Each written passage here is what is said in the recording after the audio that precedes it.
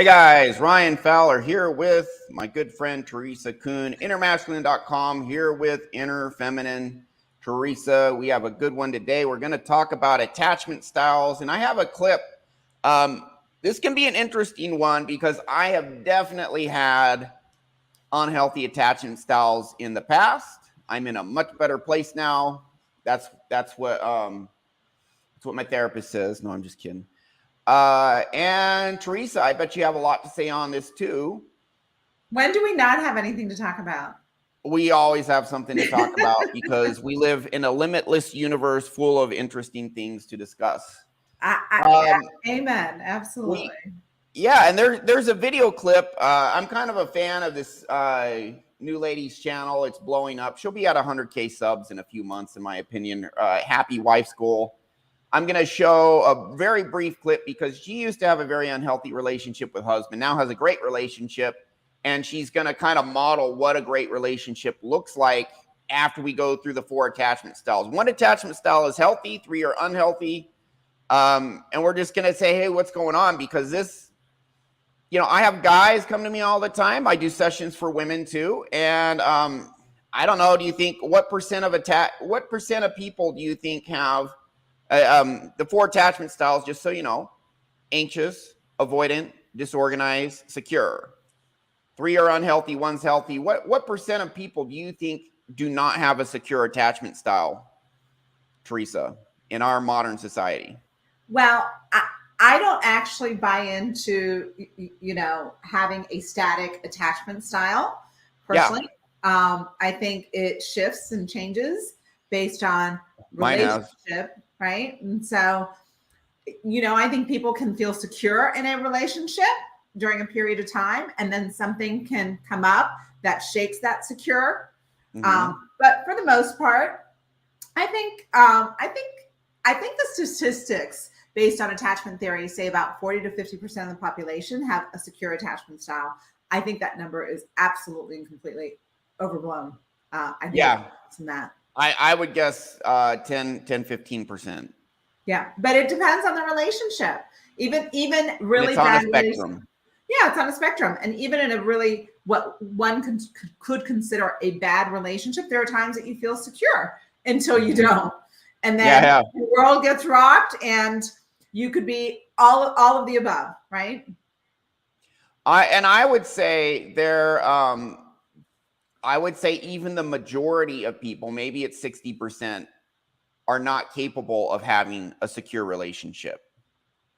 Like from day one. It doesn't mean they don't get in relationships, but it means because of their internal issues, trauma, subconscious, they don't know what a secure relationship looks like. That's probably, 50-60% of our population. What do you think? So I think the question becomes, how many people have a secure relationship with themselves? Oh, yeah. Right? So if we look at the whole attachment theory from beginning with the core relationship, the number one relationship we have in our lives, which is ourselves, how many of us walk around with a secure relationship or secure attachment style with ourselves, right? Or how many are running around anxious, or how many are running around avoidant, where we don't even know what we're feeling. We don't even know what our needs are. Yeah. Disorganized, just afraid of everything, right? So I think that's that relationship to yourself. I completely agree with you. And then attachment theory, I think also you can relate to friendships, right? Girlfriends. If you're a girl, your girlfriends. If you're a guy friends, right? Mm-hmm. I think it applies on so many different levels. Okay, so before we get too deep into it, let's actually look at the 4 different attachment styles. I have an online article to pick apart with Teresa, and then we have a short video clip from the Happy Wife School lady, I think Karen. And I'm not drinking beer because I don't drink alcohol. It's Topo Chico, just in case. Okay. What is Topo Chico? Topo Chico is a carbonated mineral water from Monterrey, Mexico. Oh, I've been there. Nice. Would you drink kombucha? Kombucha? I don't. It's got a lot of sugar. Oh, okay. Well, it has alcohol in it. I was gonna see if you drank it and then label you an alcoholic if you did, but I don't touch You it. evaded my trap. I don't touch his stuff. It's got a lot All of right, sugar. good for you. Doesn't do it for me. Okay, so let's look at, you guys got to know what attachment styles are. So let's dive in here for, so that we are well informed and can discuss this knowing what it is. Secure, avoidant, anxious, disorganized. What type of attachment style you have? Okay, so it's found in the 1950s. I think there's a few things they get wrong about what is a healthy relationship, but I think it's mostly right. But theory, in theory. Types of attachment style: secure, avoidant. It's called dismissive or anxious avoidant. Anxious, preoccupied, anxious, ambivalent, disorganized. It's like, what's that even mean? Anxious, you're avoidant and anxious. I don't like how they label it, but whatever. Disorganized. It's like, what's that mean? Disorganized attachment style. They could describe it better, but anyways, it's all good. So you can be neglected as a kid. You can be abused. You can be criticized overly. You can have your emotions repressed. Just all different sorts of things that cause subconscious trauma, that cause people to struggle. It's gonna lead to different attachment styles, different ways we approach relationships, just our subconscious mind, how we view the world, how we view others, how we view ourselves is going to manifest different ways in relationships depending on our internal makeup, which comes from our childhood when our subconscious develops. So here we'll start with the best one first, secure attachment. And this sounds really great. I think there are very few people who do this perfectly. I think it's we'll describe it, and then I'll go to a comment you said earlier, how you said if basically this is like theoretically possible, but to do this 100%, I don't think it's 100% practical. Secure, you feel secure with your caregivers from childhood. You grow up being cared. And this leads you to say, hey, the world's a safe place. I can get my needs met. I can express who I really am. I can be authentic, and other people are going to value my authenticity. I'm comfortable, secure, all of that. And if you have a childhood like that, then you're able to regulate your emotions easily. Now, this one I don't agree with. I don't think you should easily trust others. I think it should be medium. I think there's a problem with being too untrusting and not able to earn someone's trust, but being too easily trusting is actually dangerous. You can get taken advantage of. I think it should be in the middle, just so you know. I'm not saying be untrusting. I'm saying be in the middle. But effective communication skills, you can see the whole list here. Looks great. This one's actually really important. Comfortable in close relationships and being alone. So I want to dive into that a little bit with you, Teresa. Self-reflect, connect with, okay, all this looks great. High self-esteem, emotionally available. Great, awesome, amazing. You did have a comment though, Teresa. I was telling you about secure, and you said something like you don't think it's healthy if someone's 100% secure. What was that when we were talking before? Well, I think they're delusional, right? If somebody How so? So? Around 100% secure, they're not connected to their true feelings.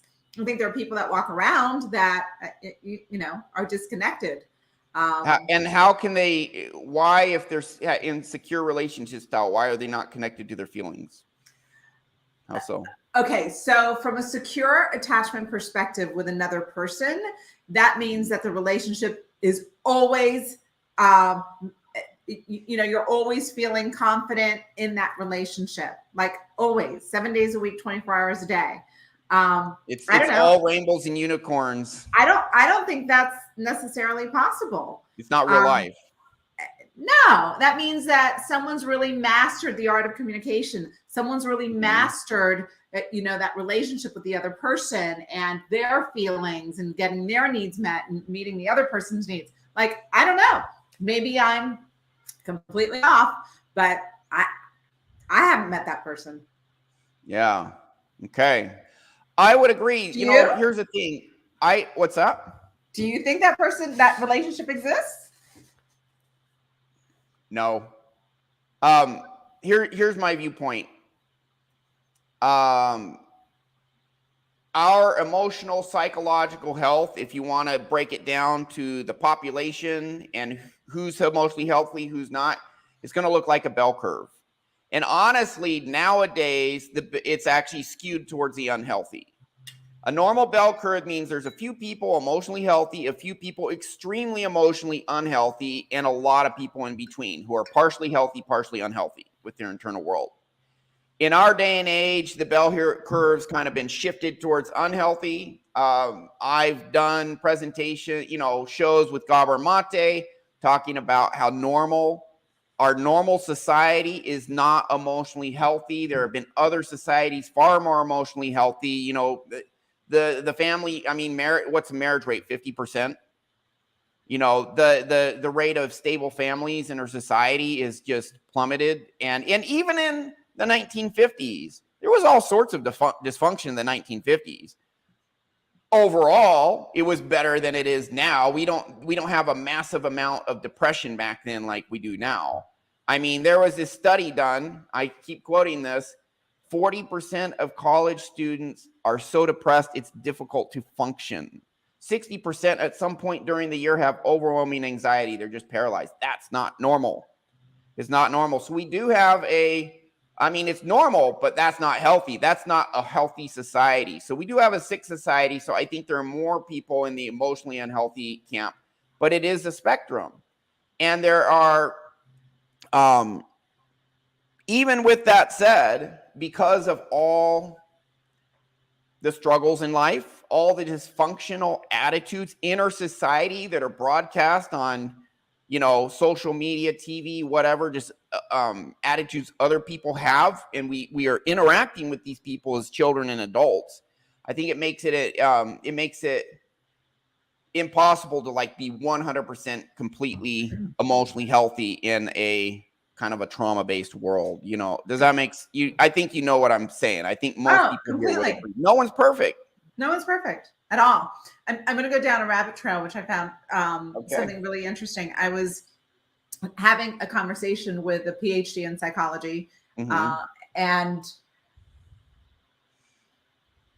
having the conversation around society today and college students, between the ages of 18 and 23, because he's involved with the college system and psychology counseling. How many antidepressants was he on? I'm sorry. How many antidepressants was this psychology student on? I have not asked him that question. That's a good question, though. And I asked him, because he's, in the twilight of his career, been around a long time, how many students today between the ages of 18 and 23 have mental health issues compared to 20 years ago, 30 years ago? And his answer surprised me, because I expected the answer to be, oh, absolutely, it's astronomical, it's through the roof. And today there are 1 to 2 urgent, I don't know, I'm making up the word, a crisis, right? Where 1 to 2 students a week, need to be hospitalized for suicidal ideation versus 20, 30 years ago might have 1 or 2 a year. Really? Okay. And so I'm like, oh, that's proof, right? It's like, no. Is he just like the awareness is higher or the care is higher? Or? Well, the care, 20, 30 years ago, someone who had emotional issues probably wouldn't have made it to school.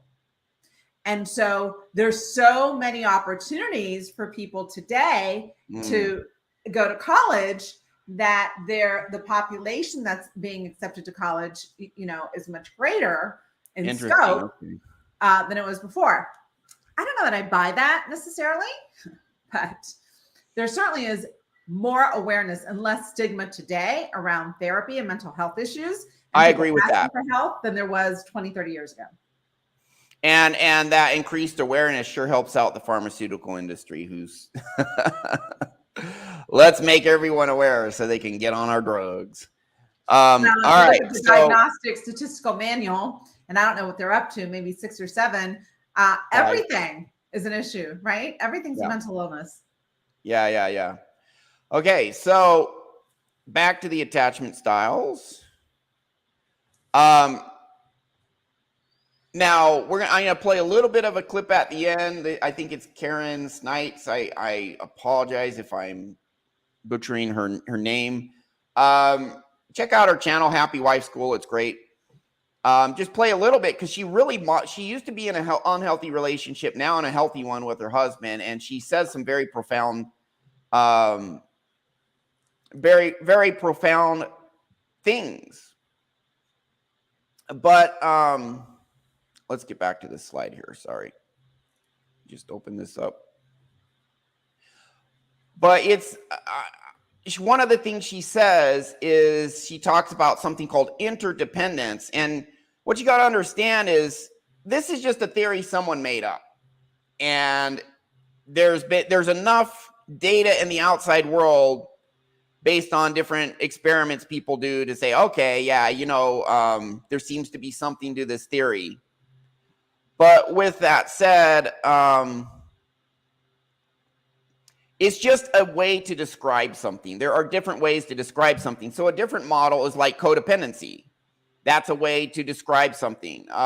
These attachment theories, it's just another way to describe something. Another psychological model is called interdependence. And you'll see this lady talks about it later, which is really the same thing as a secure attachment style. But what she says is it actually sounds good in theory, but in reality, it's not tenable. It's just not real life. And there's a little bit of that going on here. This sounds great. And if you can do this, this is awesome. I think you can get about 90% there. I do think you can get about 90% there in our society. It's you got to have a great internal world. If you don't have a good internal world, we do all these things. Our brain pursues pleasure, but above all avoids pain, including emotional pain.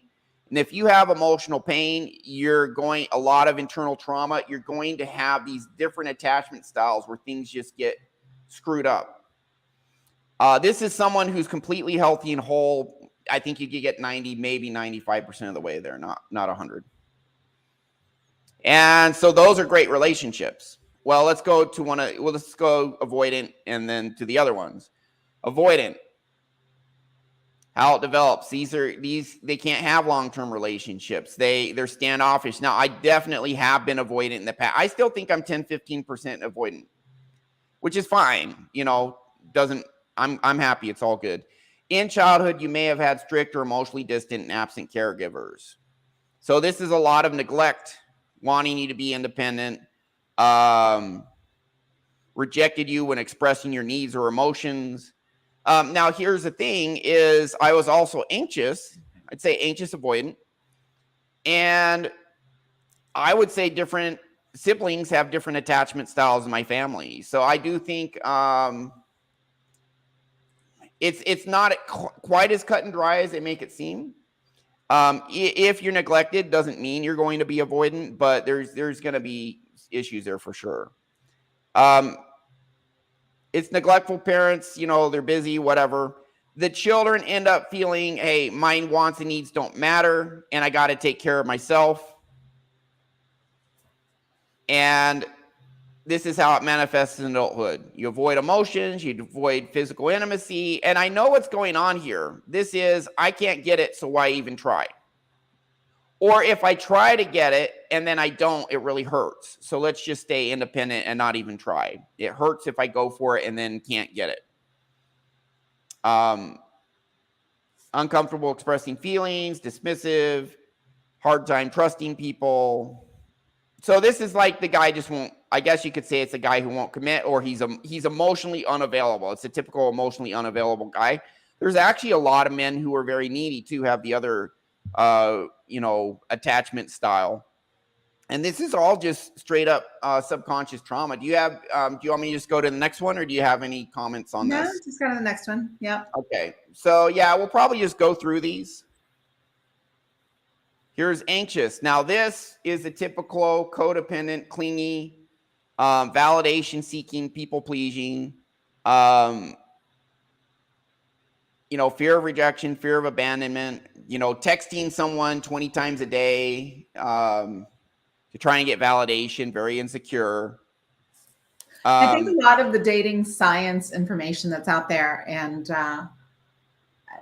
dating coaches, et cetera, I think they deal with this issue a lot. I don't know about for men, but I think women, they constantly want to be texted, they constantly want to be communicated. They feel if they've been ghosted or they don't hear from someone very often, they get very, very anxious and start texting.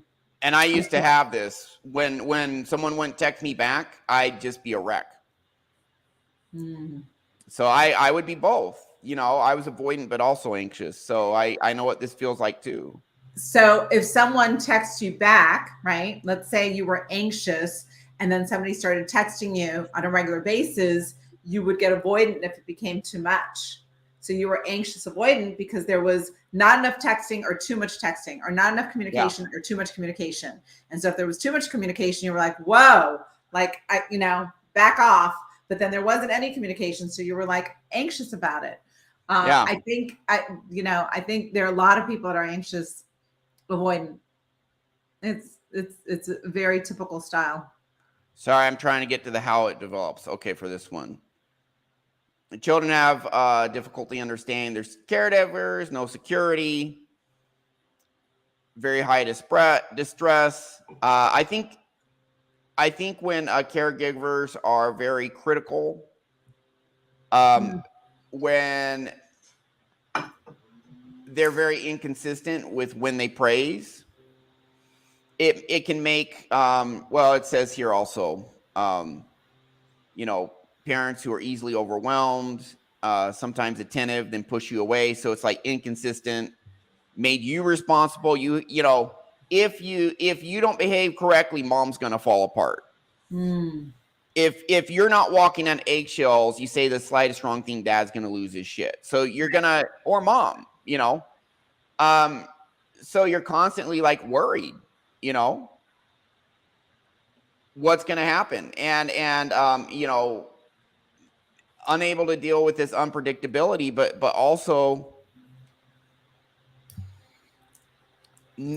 this is really toxic shame here. I'm not good enough and I need others to validate me to feel good enough, but I'm very insecure in whether or not they're going to validate me. And if they don't, then I'm a wreck.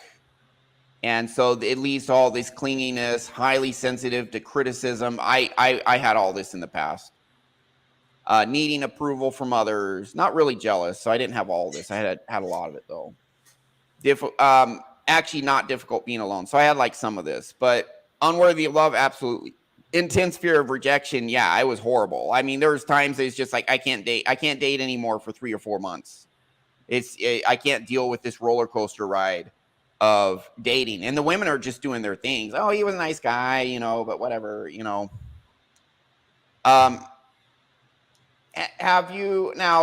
a lot of healing.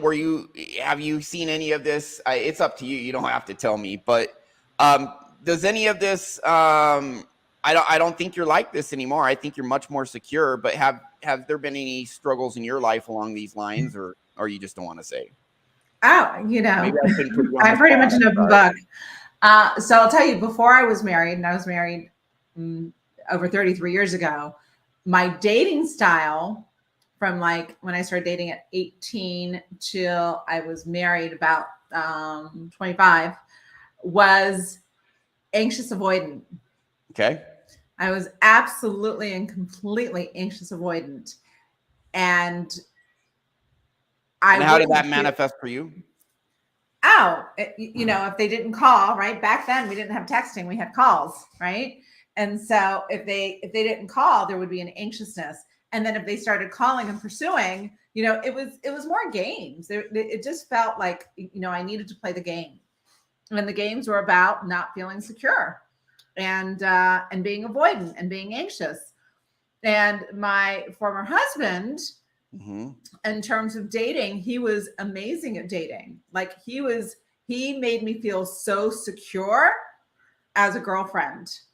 He was an outstanding dater and boyfriend. Made me feel very, very secure. And I ended up marrying him. Okay, cool. All right. But today, totally like most of the time, very secure. Can I get anxious? Of course I can. Can I become avoidant? Of course I can. But for the most part, very secure. I can get my feelings hurt for sure. And there's certain rejection that will trigger um, a wound and a sadness and a pain. And I recognize that the pain was not the rejection, but it opened up a portal to an old pain that I'm projecting onto the situation or the Triggers rejection. An internal subconscious wound. Is that correct? Totally. And Okay. I don't look for those opportunities, but when those opportunities come up and I can step back and recognize it for what it is, I'm aware, oh, this is my wound around X. And I can go clean that up and work with that wound and just keep leveling up and leveling up and leveling up.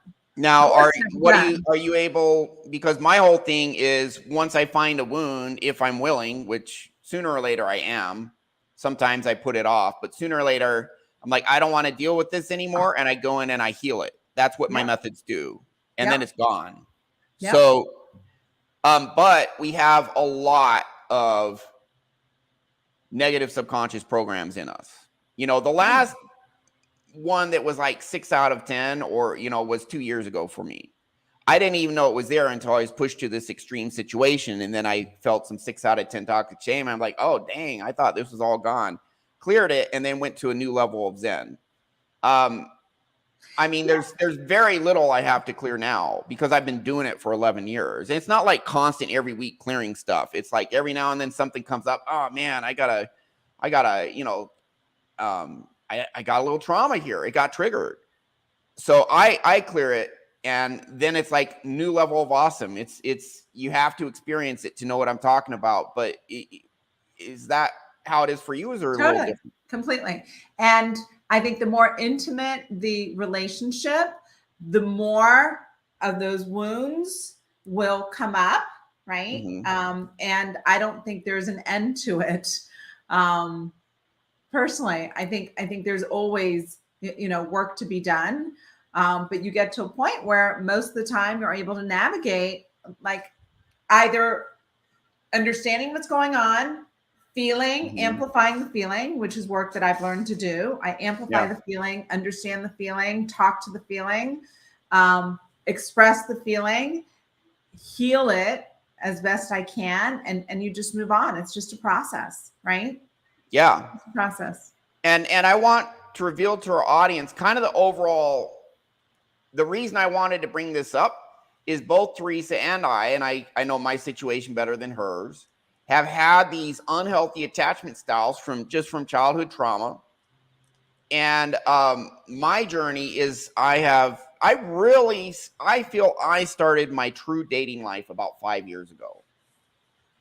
I dated before then, but it was from a very unhealthy perspective, you know, anxious, avoidant, all of that. And 5 years ago, I still had some of this ancient avoidant stuff, but I had discovered how to heal it. I knew how to heal it when I got back into dating 5 years ago, and I healed it. And my predominant attachment style now is secure. I'm not going to say it's 100%. I don't even know if that's possible. Probably 85%. Still probably like anxious, 1%, avoidant, maybe 14, the rest secure. And so I've been on both sides of it. And after we go through the attachment styles, I'm going to show you a video of a lady who used to, you know, have internal trauma, and just made her relationship with her husband a mess. But now her relationship's fantastic. The whole point of this is, if you work on your internal world, maybe you do have messy relationships, or you can't get in a relationship. It's, you know, it's a nightmare, whatever. You're in abusive relationships, whatever. You fix yourself, and that puts you into the secure attachment style. You can actually get there where you can now have healthy relationships. And I have girls. I'm in Costa Rica right now. I'll be back in Mexico. Girls in Mexico, I'm still writing. There's one I might make my girlfriend, and I feel no anxiety or anything. I used to, just thinking about it, I'd be like, oh man, women are dangerous, but you can get through this and get to this. And what I wanted to have you on here, Teresa, is after we describe like all these maladaptive attachment styles, talk about what it feels like to feel secure in yourself and how that is just an absolute prerequisite to a healthy relationship. And this clip we're going to play later is going to show that too. But let's keep going here. So avoidant is, I think avoidant attachment styles, yeah, there is anxiety there still oftentimes, but it's the emotionally unavailable man. The anxious attachment style is like clingy, validation seeking, all of that. Now, disorganized attachment style, extremely inconsistent behavior. This is all over the place, and difficulty trusting others. And I know people with this attachment style, and even if the person they're in a relationship with is totally faithful to them, they just think the person's unfaithful anyways. They just don't trust people. They assume the worst. So disorganized, fear of rejection, inability to regulate emotions, contradictory behaviors, lots of anxiety, difficulty trusting others. But they kind of have both the attachment styles, avoidant and anxious. And personality disorders. I'd say narcissists are in this. It's really, at the end of the day, we can go through the details, but I think you guys are just seeing, if you have these attachment styles, relationships are a mess. They're highly toxic. And I think you see the end result in divorce court all the time. And there's a theory. These absolute train wrecks. And there's a theory about the type of attachment styles that can work in terms of relationship. Someone who's anxious doesn't work well with someone who's avoidant, right? Because the anxious is always chasing the avoidant. And the avoidant's always pulling back. And the avoidant's always pulling back, or right? He's stonewalling, or he's just, A secure attachment can deal with avoidant and can deal with anxious. I don't know how well they can deal with the disorganized. I don't know who could deal well with the disorganized. Disorganized, really tough. I think that one's tough. And two people that are disorganized, oh my gosh, you kind of got everything in disorganized. You're right. Super anxious, super avoidant, right? And the big thing about disorganized is no matter what the other person does, the disorganized person doesn't trust you. Right. They think you're cheating. They think you're up to something. Does that make sense? Right. So I love the theory. I loved it when I learned it. I still love it today. I think it helps explain, these models give people a sense of, oh, I'm not alone. Oh, this makes sense, right? There's so much confusion when people don't have a model to make sense of their life. And I think like the codependency model, the dysfunctional family model, the attachment theory model, all these are just models to help us understand ourselves and love ourselves and accept ourselves. Like the love languages. I know people that absolutely hate the love languages. I don't think the love languages are as complete as I'd like them to be, but it helps people understand, like put a model, a frame of reference. Oh, this is how I receive love. This is how I want love communicated to me. It's just a model. And I like the model a lot.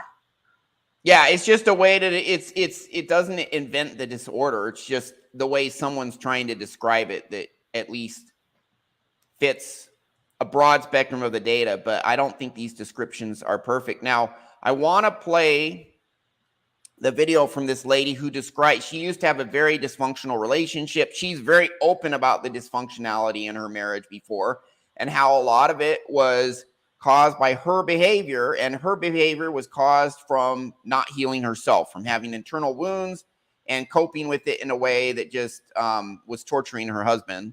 But I'm going to play the part where she actually is talking about how she has a really great relationship now with her husband, but she says some very interesting things here And so let's bring this up, and this will be a great point of discussion. And then I really want to tell people about, and I'm sure you have plenty to say on this too, about how I feel now and how it allows me to have much better relationships. I'm going to kind of echo what this lady's saying, because this is so key, and this is the real meat right here. We've seen the problem. You're going to see the solution here, and a lot of people do not understand what the solution looks like. Here's what the solution looks like. We don't want them to have their own goals because we want them to do what we need them to do or what we are not willing to do for ourselves.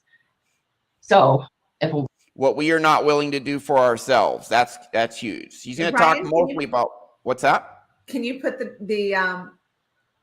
what is it called? The closed caption, please. Oh, yep.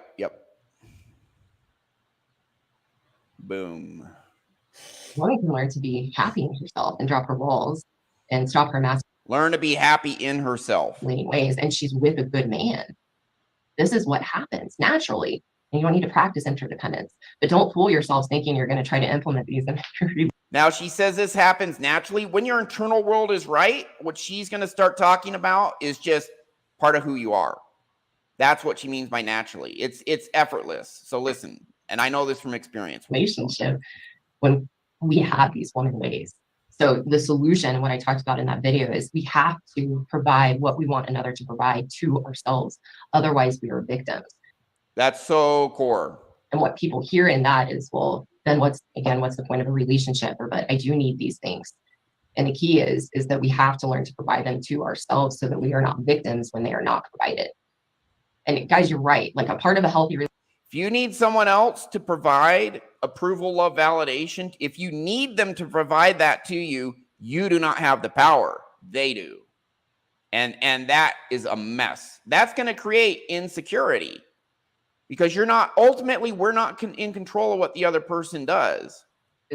You got to have some sort of baseline where you're okay by yourself in order to have a healthy relationship. We'll keep going. This is just part and parcel with a healthy marriage and a healthy relationships. Sex, love, respect, care, fun, kindness, communication, trust. Yeah, of course, all those things are part of a healthy relationship. But the key is we don't have healthy relationships in our society. Nobody's ever been taught. And what we do get taught or what we do read, like in marriage counseling, is actually codependency. I agree. We have to learn to have these things within ourselves. And what happens, the nuances, is what happens when we provide to ourselves what we want another to provide to us. And we depend and rely on ourselves in a healthy way. So we find our happiness internally. And happiness I define as feeling good about who we are and having a healthy relationship with ourselves. When we do that, then we have the intimacy and care and love and respect in a relationship. That's what happened for my husband and I. That's what I teach couples. When I learned to be happy in myself and began to see my husband as a good man, he's naturally a good man. So he's caring, kind, and loving. So when I stopped my emasculating ways, he re-engaged in the relationship. I was a whole person in myself. He's a whole person in himself. And I would argue we have the most intimate, close marriage that has ever existed. And I don't say that with an ego or conceitedness. What we have is very, very special because of our willingness to be independent in ourselves and then bring the whole of who we are into the marriage, and it works. And we have a dance and we have a closeness that I never, ever could have imagined having in a relationship or in a marriage.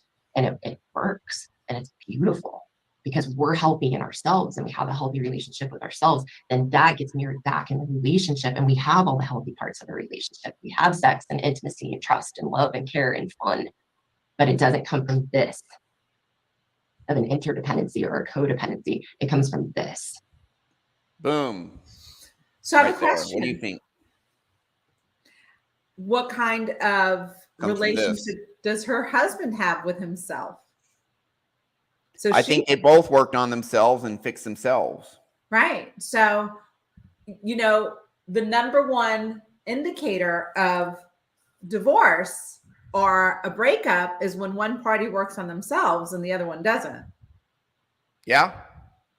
And so if she became strong and independent on herself because she worked on herself, but he didn't, she's either going to outgrow him, not find anything attractive about him anymore, right? And so there's not going to be a marriage. It takes two people to work on that at the same time. Well, yeah, and I think she kind of seems, if you watch her videos, that he was already in an Healthy. emotionally better place, and she had to work on herself to bring herself up to his level. That makes But sense. go ahead. That makes sense. Yeah, and here's what I've seen in my own personal experience. When I had toxic shame in me, you know, at one point I hated myself. This is a long time ago. Felt I was worthless, unworthy of love, and I was raised in a home where I was taught my feelings were not just my feelings don't matter. My feelings are bad. I'm bad for having these feelings, for not having the exact opinions and feelings my parents had. I'm bad. I'm evil. You know, sinful, etc. And so therefore, my self-talk was just absolutely awful. My this is why I had manic depression and everything is because of all these belief systems within me. And when I learned to heal it, when I did heal it, and self-talk is just surface. It's important, but it's surface. We heal the deep core subconscious identity beliefs. And my journey was, I got to a point where it's like, oh, I can get the real me is the best part of me. That's one thing I discovered. Number two, I fixed myself. I was listening to an audio recordings of a lady guiding me through the process of healing myself. And it's like, oh crap, I healed myself. That means I have power. I have the power to give myself all the healing. I didn't have the knowledge. I had to acquire the knowledge. Once I had the knowledge, I unlocked the power. So I had the power to give myself all the love, validation I needed and to heal myself. And then really for a while, I dated for a couple of years and then I stopped. And I was like, you know what? Why am I dating women? These women are a pain in the ass. And I don't think, I think there's many women who are not a pain in the ass now, but I still had some unhealed parts. I'll explain. You were attracting women are a pain in the ass. And pain in the ass women. What's that? You were attracting pain in the ass women. Yeah, but also, in the United States, probably about 80% of women really are a pain in the ass. I'm just straight up. Listen, I have been in multiple cultures. I've lived in the Philippines for 2 years, although I didn't date when I was there, but I had plenty of interactions with women. I've been in Costa Rica. I've been in Mexico for, 6 months. And yeah, there, what all these red pill guys say about female entitlement, delusion. Now, here's the thing. There are great women in the United States. There are. I've met them. You're one of them. But there is a lot of delusion, entitlement. A lot of women don't trust men. A lot of women put all their shit on men. They don't take accountability. But that's not to say there aren't great women in the United States, because there absolutely are. And I've dated, several of them. With that said, my ability to have relationships with women, that part of me wasn't healed at that point. I had gotten to the point where it's like, oh, the real me is the best part of me. I have value just for who I am. I am good enough. I don't need to be anything I'm not, so all these good things, my depression was gone and my income was going up and I forgave my parents, I forgave the world, whatever, let it go. So doing way better. But after about 2 years of dating, I said, you know what? These women are a pain in the ass. And previously I had dated women for validation. If this woman accepts me, it means I'm good enough. This is codependency. This is codependency 101. If you don't know how to give yourself the love and approval you need, everyone needs that. Now you need it from someone else. So you're dependent on them for that. And they can give it to you or they can take it away. And that's going to make you very anxious. Right. Or you're going to say, I don't want to deal with this. They can give it, they can take it away. That whole thing, it's so painful. I'm just going to go MGTOW, be on my own, be isolated, tune out all my pain with video games, porn, just whatever. You could go either way. That's avoidant. I'm going to put up my walls and not be emotionally available to you so you can't hurt me. Right. Either one. I had both to some degree or other. And now I'm at this point where it's like, wow, I can give myself all the love validation I need. Previously, I was trying to date women to get validation so I'd feel good enough. I'm like, oh, I don't need that. So I went MGTOW for probably 3 years. I had maybe 2-3 dates in 3 years. And after a while, probably by about age 44, I was like, you know what? Men and women should be together. I have value. I'll fix this. You know, I fixed other stuff. I don't need women for validation, but you know, we're supposed to be together. And yeah, you know, they're some of them are sweet and hot and sexy. So let's give it a shot. And that was probably, yeah, I'm 49 now. So this was like 5 years ago. And I went on in 6 months, probably like 35 dates in 6 months. All these insecurities, you know, yeah, I got to the point where I was emotionally healthy on my own, not dating. Now, when I date, all these insecurities, you know, negative subconscious programs are getting triggered. Yeah. And I found out I literally felt women were dangerous because my primary care, you know, my mom was dangerous, narcissist, emotionally dangerous. Didn't trust them, felt they were dangerous, some shame issues, some insecurity, stuff like that. Probably a half a dozen bad subconscious programs. I fixed them. You know, it's the same process I use to get myself better. And I would say even over the last 3 years, there's probably a couple other smaller ones I cleared. Where I'm at now is I think this is a psychological makeup of a secure person who can get into a secure, overall emotionally healthy relationship. You give yourself all the love validation you need. So here's the thing. Our romantic partners, even if they're good people, are not perfect. They will not be able to 100% meet your needs 100% of the time, right. Period. That is a freaking pipe dream. And if you rely on this other person, you're gonna manipulate them or just do all this crap, and it's gonna make that other person pull back. It's like, whoa. Why are you controlling me? Why are you doing all this other stuff? Why are you getting upset?